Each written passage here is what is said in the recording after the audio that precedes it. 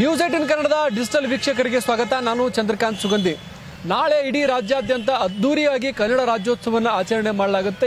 ಈ ಸಂದರ್ಭದಲ್ಲಿ ಏನಂತಂದ್ರೆ ವಿವಿಧ ಕ್ಷೇತ್ರಗಳಲ್ಲಿ ಗಣನೀಯವಾಗಿ ಸೇವೆಯನ್ನು ಗುರುತಿಸಿ ರಾಜ್ಯ ಸರ್ಕಾರ ಪ್ರತಿ ವರ್ಷವೂ ಕೂಡ ರಾಜ್ಯೋತ್ಸವ ಪ್ರಶಸ್ತಿಯನ್ನು ಕೊಡುತ್ತೆ. ಆದರೆ ಈ ಬಾರಿಯ ಪ್ರಶಸ್ತಿ ಪಟ್ಟಿ ಸಾಕಷ್ಟು ವಿವಾದಕ್ಕೆ ಕಾರಣವಾಗಿರ್ತಕ್ಕಂಥದ್ದು. ಪ್ರಶಸ್ತಿಯಲ್ಲಿ ಅನೇಕರ ಹೆಸರು ಬಂದ ಕಾರಣಕ್ಕಾಗಿ ಜನ ಆಕ್ಷೇಪವನ್ನು ವ್ಯಕ್ತಪಡಿಸಿದ್ದಾರೆ ಮತ್ತು ಹೋರಾಟಗಾರರು ಕೂಡ ಸರ್ಕಾರವನ್ನು ಎಚ್ಚರಿಕೆಯನ್ನು ನೀಡುವ ಹಂತಕ್ಕೆ ತಲುಪಿರ್ತಕ್ಕಂಥದ್ದು. ನಿರ್ಭೀತ, ನಿಷ್ಪಕ್ಷಪಾತ, ವಿಶ್ವಾಸಾರ್ಹ ಸುದ್ದಿಗಳಿಗೆ ಮತ್ತೊಂದು ಹೆಸರಾಗಿರುವ ನ್ಯೂಸ್ 18 ಕನ್ನಡ ಈಗ ಆಪ್ನಲ್ಲೂ ಲಭ್ಯವಿದೆ.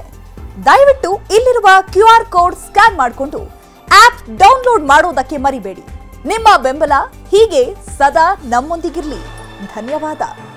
ಬೆಳಗಾವಿ ವಿಚಾರದಲ್ಲಿ ಈ ಬಾರಿ ಕನ್ನಡಿಗರನ್ನ ಕೆರಳಿಸುವಂತ ನಿರ್ಧಾರವನ್ನ ರಾಜ್ಯ ಸರ್ಕಾರ ಮಾಡಿದೆ. ರಾಜ್ಯ ಸರ್ಕಾರದ ನಿರ್ಧಾರಕ್ಕೆ ಬೆಳಗಾವಿ ಕನ್ನಡಿಗರು ಆಕ್ರೋಶವನ್ನು ವ್ಯಕ್ತಪಡಿಸಿದ್ದಾರೆ. ಇದಕ್ಕೆ ಪ್ರಮುಖ ಕಾರಣ ಏನಂದ್ರೆ ರಾಜಶ್ರೀ ಹಲಿಗೇಕರ್ ಅಂತಕ್ಕಂಥ ಶಿಕ್ಷಣ ಕ್ಷೇತ್ರದಲ್ಲಿ ರಾಜಶ್ರೀ ಹಲಿಗೇಕರ್ ಅವರಿಗೆ ರಾಜ್ಯ ಸರ್ಕಾರ ರಾಜ್ಯೋತ್ಸವ ಪ್ರಶಸ್ತಿಯನ್ನ ನೀಡಿರ್ತಕ್ಕಂಥದ್ದು. ರಾಜಶ್ರೀ ಹಲಿಗೇಕರ್ ಅವರು ಬೆಳಗಾವಿಯ ಮೂಲದವರಾಗಿದ್ದು ಬೆಳಗಾವಿಯ ಮರಾಠ ಮಂಡಳ ಶಿಕ್ಷಣ ಸಂಸ್ಥೆಯನ್ನು ನಡೆಸ್ತಾರೆ. ಬೆಳಗಾವಿ ಖಾನಾಪುರ ಭಾಗದಲ್ಲಿ ಈ ಒಂದು ಸಂಸ್ಥೆ ಹೆಸರಿನಲ್ಲಿ ನೂರಾರು ಶಿಕ್ಷಣ ಸಂಸ್ಥೆಗಳಿವೆ. ಇವರು ಮರಾಠ ಮಂಡಳ ಹೆಸರಿನಲ್ಲಿ ಈ ಒಂದು ಶಿಕ್ಷಣ ಸಂಸ್ಥೆಯನ್ನು ನಡೆಸ್ತಾರೆ ಮತ್ತು ಈ ಹಾಲಿ ವಿಧಾನ ಪರಿಷತ್ ಸದಸ್ಯ ನಾಗರಾಜ್ ಯಾದವ್ ಅವರ ಪತ್ನಿಯವರಾಗಿರ್ತಕ್ಕಂಥದ್ದು. ಇವರ ಹೆಸರು ರಾಜ್ಯೋತ್ಸವ ಪ್ರಶಸ್ತಿ ಸ್ವೀಕರಿಸುವ ಪಟ್ಟಿಯಲ್ಲಿ ಘೋಷಣೆಯಾಗಿದ್ದು ಸಾಕಷ್ಟು ಆಕ್ರೋಶ ಕಾರಣವಾಗಿದೆ. ಯಾಕಂದ್ರೆ ಇವರು ಮರಾಠಿ ಭಾಷೆಯನ್ನ ಬೆಳಗಾವಿಯಲ್ಲಿ ಉಳಿಸಿ ಬೆಳೆಸುವಂತದಕ್ಕೆ ರಾಜಶ್ರೀ ಹಲಿಗೇಕರ್ ಅವರ ಸಂಸ್ಥೆ ಹೆಚ್ಚಿನ ಪಾತ್ರ ವಹಿಸಿರ್ತಕ್ಕಂಥದ್ದು ಮತ್ತು ಅಲ್ಲಿ ಇತ್ತೀಚಿನ ವರ್ಷಗಳಲ್ಲಿ ಕನ್ನಡ ರಾಜ್ಯೋತ್ಸವವನ್ನು ಆಚರಿಸ್ತಾರೆ. ಈ ಹಿಂದಿನಿಂದ ಅಲ್ಲಿ ಕನ್ನಡವನ್ನ ಬೆಳೆಸುವುದರಲ್ಲಿ ಮತ್ತು ಕನ್ನಡಕ್ಕೆ ಇವರ ಪಾತ್ರ ಶೂನ್ಯ ಆಗಿದೆ ಅಂತಕ್ಕಂಥದ್ದು ಬೆಳಗಾವಿ ಕನ್ನಡಿಗರ ಆರೋಪ ಆಗಿರ್ತಕ್ಕಂಥದ್ದು.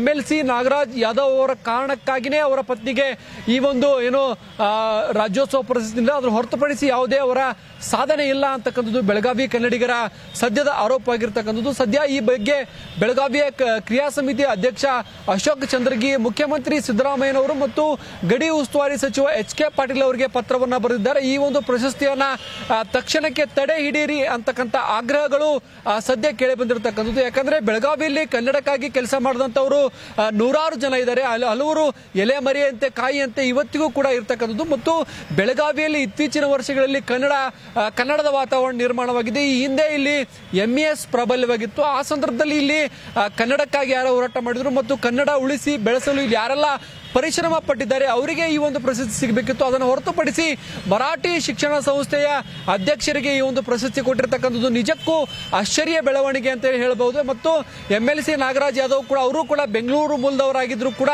ಅವರು MLC ಅಂದ್ರೆ ಅವರು ಒಂದು ಜಿಲ್ಲೆಯನ್ನು ಆಯ್ಕೆ ಮಾಡಬೇಕಾಗುತ್ತೆ. ಆ ಬೆಳಗಾವಿ ಜಿಲ್ಲೆಯನ್ನು ಆಯ್ಕೆ ಮಾಡಿಕೊಂಡಿರ್ತಕ್ಕಂಥದ್ದು ಮತ್ತು ನಾಗರಾಜ್ ಯಾದವ್ ಅವರು ಕೂಡ ಬೆಳಗಾವಿ ಜಿಲ್ಲೆಯ ಯಾವುದಾದ್ರು ಒಂದು ಕ್ಷೇತ್ರದಲ್ಲಿ ಚುನಾವಣೆಗೆ ಸ್ಪರ್ಧಿಸುವ ಮುಂದಾಲೋಚನೆಯಿಂದಲೇ ತಮ್ಮ ನಿರ್ಧಾರವನ್ನು ಮಾಡಿದ್ದಾರೆ ಮತ್ತು ಈಗಾಗಲೇ ಬೆಳಗಾವಿಯಲ್ಲಿ ಅವರು ಇಲ್ಲೇ ವಾಸ್ತವ್ಯ ಹೂಡಿರ್ತಕ್ಕಂಥದ್ದು.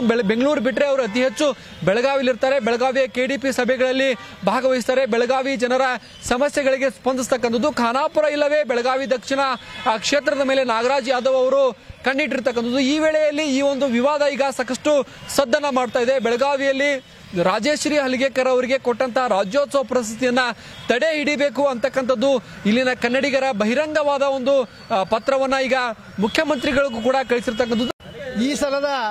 ಈ ಸಲದ ಕರ್ನಾಟಕ ರಾಜ್ಯೋತ್ಸವ ಪ್ರಶಸ್ತಿ ವಿಜೇತರಲ್ಲಿ ಬೆಳಗಾವಿಯ ಮರಾಠ ಮಂಡಳದ ಅಧ್ಯಕ್ಷೆ ಹಾಗೂ MLC ನಾಗರಾಜ್ ಅವರ ಪತ್ನಿ ಶ್ರೀಮತಿ ರಾಜೇಶ್ವರಿ ಅವರು ಸಿಕ್ಕಿದ್ದು ಅತ್ಯಂತ ಖಂಡನೆ ಆಗೈತಿ. ಈ ಸಂಬಂಧ ಗಡಿ ಭಾಗದಲ್ಲಿ ವ್ಯಾಪಕವಾದ ಅಸಮಾಧಾನ, ಆಕ್ರೋಶ ಉಂಟಾಗಿದೆ. ಮರಾಠ ಮಂಡಳ ಶಿಕ್ಷಣ ಸಂಸ್ಥೆ ಯಾವಾಗಲೂ ಕನ್ನಡಿಗರ ಪರವಾಗಿಲ್ಲ. ಗಡಿ ನಾಡು ವಿಷಯದಲ್ಲಿ ಅವರು ಭಾಗವಹಿಸುವುದಿಲ್ಲ. ರಾಜ್ಯೋತ್ಸವ ಅಂತೂ ಇಲ್ಲವೇ ಇಲ್ಲ. ಅವರು ಕೇವಲ ವಿಧಾನ ಪರಿಷತ್ ಸದಸ್ಯ MLC ಅವ್ರ ಪತಿ ಅದಾರಂತ ಒಂದೇ ಒಂದು ಕಾರಣಕ್ಕೆ ಅವ್ರು ಕೊಟ್ಟದ್ದು ಬಹಳ ಖಂಡನೆ ಐತಿ. ಇದು ಸರ್ಕಾರಕ್ಕೆ ಹಾಗೂ ಮುಖ್ಯಮಂತ್ರಿಗಳಿಗೆ ಕಳಂಕ ತರುವಂಥ ವಿಷಯ ಅಂತ ಹೇಳಿ ಸುದೀರ್ಘವಾದ ಪತ್ರವನ್ನು ಇವತ್ತು ನಾವು ಮುಖ್ಯಮಂತ್ರಿಗಳಿಗೆ ಹಾಗೂ ಗಡಿ ಉಸ್ತುವಾರಿ ಸಚಿವರಾದ HK ಪಾಟೀಲ್ ಇವತ್ತು ಸುದೀರ್ಘವಾದ ಒಂದು ಪತ್ರ ಬರೆದಿವಿ. ಯಾಕಂದ್ರೆ ಬೆಳಗಾವಿಯಲ್ಲಿ ಎಂತಿಂಥ ಮಹಿಳೆಯರಿದ್ದಾರೆ. 80ರ ಆಸುಪಾಸಿನಲ್ಲಿ ವಯಸ್ಸಿನಲ್ಲಿ ಇರುವಂಥ BS ಗವಿಮಠ್, ಬಸವರಾಜ್ ಜಗಜಂಪಿ, LS ಶಾಸ್ತ್ರಿ ಅವರಂತ ಮಹಿಳೆಯರಿದಾರ. ರಂಗಕರ್ಮಿ DS ಚೌಗಲೆ ಅದಾರ. HB ಕೋಲ್ಕಾರ್ ಪ್ರೊಫೆಸರ್ ಅದಾರ. ಮಾನವ ಬಂಧುತ್ವ ವೇದಿಕೆಯಲ್ಲಿ ಕೆಲಸ ಮಾಡುವಂತ ಹಿಮ್ಮಡಿ ಅದಾರ. ಇವ್ರನ್ನೆಲ್ಲ ನಿರ್ಲಕ್ಷಿಸಿ ರಾಜಶ್ರೀ ಹಲಿಗೆ ಕೊಡು ಕ್ವಶನ್ ಯಾಕೆ ಕೊಟ್ಟರು, ಏನು ಉದ್ದೇಶ ಕೊಟ್ಟರು, ಮತ್ತು ಇನ್ನೊಂದು ವಯಸ್ಸಿನ ಇತಿಮಿತಿ ಐತಿ. ರಾಜ್ಯೋತ್ಸವ ಪ್ರಶಸ್ತಿಗೆ 60 ವಯಸ್ಸು ಮೀರಿದವ್ರು ಕೊಡಬೇಕಂತ ಸರ್ಕಾರದ ನಿಯಮಾವಳಿ ಐತಿ. ಇವರಿಗೆ 50-55 ಇರಬೇಕು, ಅದಕ್ಕೂ ಕೆಳಗೂ ಇರಬಹುದು. ಅದನ್ನು ಉಲ್ಲಂಘನೆ ಮಾಡಿದ್ದಾರೆ.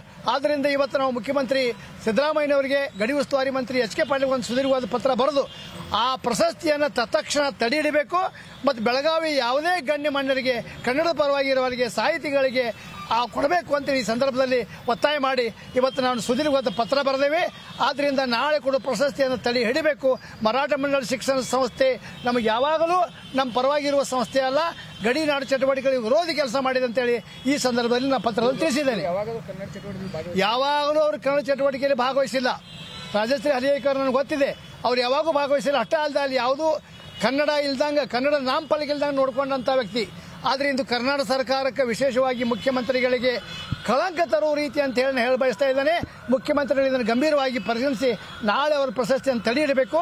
ನಾವು ಕೊಟ್ಟಂತ ಅನೇಕ ಗಣ್ಯಮಾನ್ಯರ ಪಟ್ಟಿ ಐತಿ, ಆ ಪಟ್ಟಿಯೊಳಗೆ ಯಾರಿಗೇ ಒಬ್ಬರು ಕೊಟ್ಟರು ನಮಗೆ ಸಮಾಧಾನ ಇದೆ ಅಂತ ಈ ಸಂದರ್ಭ ಬಯಸ್ತಾ ಇದ್ದೇನೆ. ಮುಖ್ಯಮಂತ್ರಿಗಳು ಬೆಳಗಾವಿಗೆ ಬಂದಾಗ ಅಥವಾ ಜಿಲ್ಲಾ ಉಸ್ತುವಾರಿ ಸಚಿವರ ಮೂಲಕ ನಮ್ಮ ಸಾತ್ವಿಕವಾದ ಪ್ರತಿಭಟನೆಯನ್ನು ವ್ಯಕ್ತಪಡಿಸ್ತೇವೆ. ಜಿಲ್ಲಾ ಮಂತ್ರಿ ಮುಂದೆ ನಾವು ಹೇಳ್ತೇವೆ, ಇದು ನಿಮಗೂ ಒಳ್ಳೆಯದಲ್ಲ, ಶೋಭೆ ಅಲ್ಲ ಅಂತೇಳಿ ನಾವು ಅವ್ರಿಗೆ ಹೇಳ್ತೇವೆ. ಇದನ್ನ ಬಿಟ್ಟರೆ ನಮ್ಮ ಕಡೆ ಏನಿದೆ ಹೇಳಿ. ರಾಜ್ಯ ಸರ್ಕಾರಕ್ಕೆ ಈ ಒಂದು ಆಯ್ಕೆ ಈಗ ಮುಜುಗರವನ್ನ ತಂದೊಡ್ಡಿದೆ. ಈ ಒಂದು ಆಯ್ಕೆಯನ್ನ ಯಾರು ಶಿಫಾರಸು ಮಾಡಿದ್ರು, ಜಿಲ್ಲಾ ಉಸ್ತುವಾರಿ ಸಚಿವರು ಶಿಫಾರಸು ಮಾಡಿದ್ರ, ಅಥವಾ ಸಚಿವೆ ಲಕ್ಷ್ಮೀ ಹೆಬ್ಬಾಳ್ಕರ್ ಶಿಫಾರಸು ಮಾಡಿದ್ರ, ಅಥವಾ ಸ್ವತಃ ನಾಗರಾಜ್ ಯಾದವ್ ಅವರೇ ತಮ್ಮ ಪತ್ನಿಗೆ ಪ್ರಶಸ್ತಿ ಕೊಡಿಸಿದ್ರ ಅಂತಕ್ಕಂಥದ್ರ ಬಗ್ಗೆಯೂ ಕೂಡ ಪ್ರಶ್ನೆಗಳು ಉದ್ಭವ ಆಗಿರ್ತಕ್ಕಂಥದ್ದು. ಒಟ್ಟಾರೆ ಏನು ರಾಜ್ಯೋತ್ಸವ ಸಂದರ್ಭದಲ್ಲಿ ಬೆಳಗಾವಿ ರಾಜ್ಯೋತ್ಸವ ಪ್ರಶಸ್ತಿ ವಿಚಾರಕ್ಕೆ ಸಂಬಂಧಪಟ್ಟಂತೆ ಈಗ ವಿವಾದ ಎದ್ದಿರ್ತಕ್ಕಂಥದ್ದು. ಪ್ರಮುಖವಾಗಿ ಏನು ಅಂದ್ರೆ, ಇತ್ತೀಚಿನ ಕೆಲ ವರ್ಷಗಳ ಹಿಂದೆ ಬೆಳಗಾವಿಯ ಕನ್ನಡ ಪರ ಹೋರಾಟಗಾರ ಅಶೋಕ್ ಚಂದ್ರಗಿ ಅವರಿಗೆ ರಾಜ್ಯೋತ್ಸವ ಪ್ರಶಸ್ತಿ ಕೊಡಬೇಕು ಅಂತ ಹೇಳಿ ಇಡೀ ಬೆಳಗಾವಿಯ ಎಲ್ಲಾ ಸಂಘಟನೆಗಳ ಮುಖಂಡರು ಒಟ್ಟಾಗಿ ಸೇರಿ ಒಂದು ಸಭೆಯನ್ನ ಮಾಡಿ, ಒಂದು ಠರಾವನ್ನ ಮಾಡಿ ಇಲ್ಲಿನ ರಾಜ್ಯ ಸರ್ಕಾರಕ್ಕೆ ಕಳಿಸಿಕೊಟ್ಟಿದ್ರು. ಆದಾಗ್ಯೂ ಕೂಡ ಅವರಿಗೆ ಪ್ರಶಸ್ತಿ ಸಿಕ್ಕಿರಲ್ಲ. ಮತ್ತು ಅನೇಕ ಹಿರಿಯ ಸಾಹಿತಿಗಳಿದ್ದಾರೆ, ಬಸವರಾಜ್ ಜಗಜಂಪಿ ಆಗಿರ್ಬೋದು, ಅನೇಕ ಸಾಹಿತಿಗಳು ಮತ್ತು ಗಡಿ ಭಾಗದಲ್ಲಿ ಕನ್ನಡ ಕೆಲಸ ಮಾಡಿದಂತಹ ಮಠಾಧೀಶರಿದ್ದಾರೆ.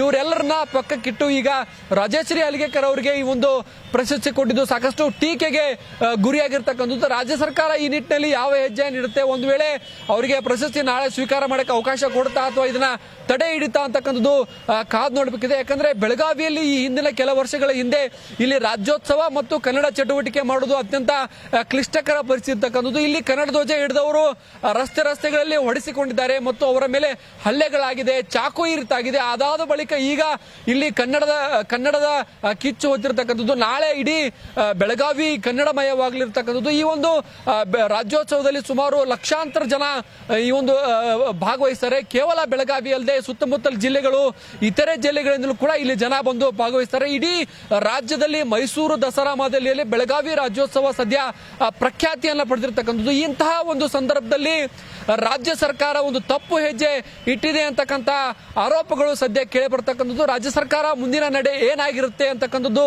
ಕಾದು ನೋಡಬೇಕಿದೆ. ಮತ್ತೊಂದು ಕಡೆ ಏನೋ ಬೆಳಗಾವಿಯಲ್ಲಿ ಇಷ್ಟೊಂದು ಅದ್ದೂರಿಯಾಗಿ ರಾಜ್ಯೋತ್ಸವ ನಡೆದ್ರೆ, ಮತ್ತೊಂದು ಕಡೆ MES ನವರು ಕೂಡ ನಾಳೆ ಕರಾಳ ದಿನವನ್ನು ಮಾಡ್ತಾರೆ. ಆ ಕರಾಳ ದಿನಕ್ಕೂ ಕೂಡ ಅನುಮತಿಯನ್ನ ಕೊಡಬಾರದು ಅಂತೇಳಿ ಇಲ್ಲಿನ ಸಂಘಟನೆಗಳು ಪ್ರಬಲವಾಗಿ ಈಗ ಸರ್ಕಾರದ ಮುಂದೆ ಬೇಡಿಕೆ ನೀಡಿರ್ತಕ್ಕಂಥದ್ದು. ಏನೋ ಬೆಳಗಾವಿ ರಾಜ್ಯೋತ್ಸವಕ್ಕೆ ಹಣ ಕೊಡಿ ಅಂತೇಳಿ ಸರ್ಕಾರದ ಮುಂದೆ ಬೇಡಿಕೆ ಇಟ್ಟರು ಕೂಡ ಇದುವರೆಗೂ ಹಣ ಬಿಡುಗಡೆ ಮಾಡುವಂತ ಕೆಲಸ ರಾಜ್ಯ ಸರ್ಕಾರ ಮಾಡಿಲ್ಲ. ಇವತ್ತು 50 ಲಕ್ಷ ರೂಪಾಯಿ ಬಿಡುಗಡೆ ಮಾಡಿರೋ ಬಗ್ಗೆ ಮಾಹಿತಿಗಳು ಲಭ್ಯವಾಗಿವೆ. ಈ ನಡುವೆ ಮರಾಠಿ ಭಾಷಿಕರೊಬ್ಬರಿಗೆ ಇಲ್ಲಿನ ರಾಜ್ಯೋತ್ಸವ ಪ್ರಶಸ್ತಿ ಕೊಟ್ಟಿದ್ದು ಈಗ ಸಾಕಷ್ಟು ವ್ಯಾಪಕ ಆಕ್ರೋಶಕ್ಕೆ ಸದ್ಯ ಕಾರಣವಾಗಿದೆ. ನಿರ್ಭೀತ, ನಿಷ್ಪಕ್ಷಪಾತ, ವಿಶ್ವಾಸಾರ್ಹ ಸುದ್ದಿಗಳಿಗೆ ಮತ್ತೊಂದು ಹೆಸರಾಗಿರುವ ನ್ಯೂಸ್ 18 ಕನ್ನಡ ಈಗ ಆಪ್ನಲ್ಲೂ ಲಭ್ಯವಿದೆ. ದಯವಿಟ್ಟು ಇಲ್ಲಿರುವ QR ಕೋಡ್ ಸ್ಕ್ಯಾನ್ ಮಾಡಿಕೊಂಡು ಆಪ್ ಡೌನ್ಲೋಡ್ ಮಾಡೋದಕ್ಕೆ ಮರಿಬೇಡಿ. ನಿಮ್ಮ ಬೆಂಬಲ ಹೀಗೆ ಸದಾ ನಮ್ಮೊಂದಿಗಿರಲಿ. ಧನ್ಯವಾದ.